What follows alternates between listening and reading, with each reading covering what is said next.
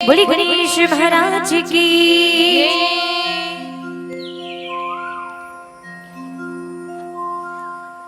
वक्रतुंड महाकाय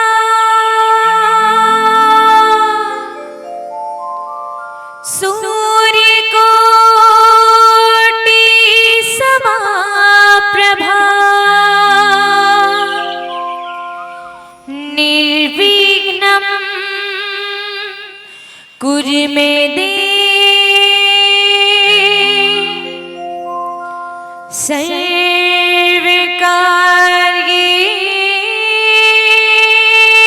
सर्वकार्येषु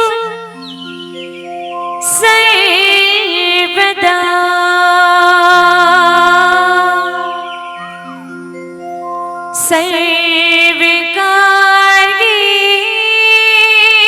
सर्वकार्येषु सर्वदा। सर्वकार्येषु सर्वदा। बोली दुर्गा मैया की, बोली शारदा मैया की, बोली भगवती भवानी की। आई सर्वप्रथम ये माता रानी के दरबार में विराजमान जम्मू ग्रामवासी तिलई के जतिक भी दर्शक दरगाह माता रानी के दरबार में विराजमान हो, आप सबों के चरण कमल नतमस्तक करते हुए आइए आप सबों के स्वागत करते हुए ये हमारे जय महामाया बालिका निर्मल जस एवं मानस परिवार के ढाले आप जम्मू दर्शक दरगाह मन के स्वागत करते हुए और आप सबला प्रणाम करते हुए आप सबों के समक्ष माता रानी के जस गान प्रस्तुत करे के प्रयास करबो। वो करने पहले आप सबों से निवेदन कि माता रानी के एक बार जोरदार जयकारा लगाना है और बिल्कुल जयकारा दोनों हाथ ऊपर उठा के लगाना है। निवेदन आप सबों से सबके दोनों हाथ ऊपर होना है और जोरदार जयकारा लगाना है। बोली माता रानी की, बोली दुर्गा मैया की, बोली पहाड़ वाली मैया की।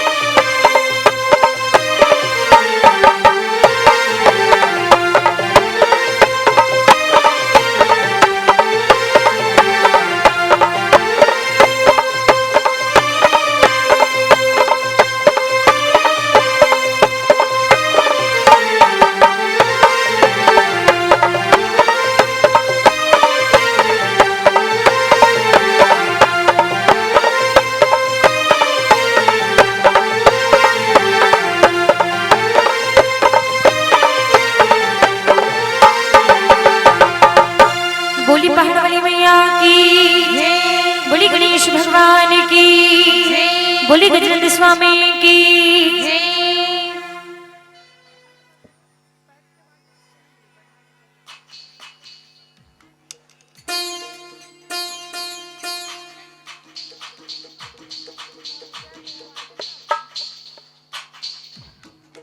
Hello hello hello hello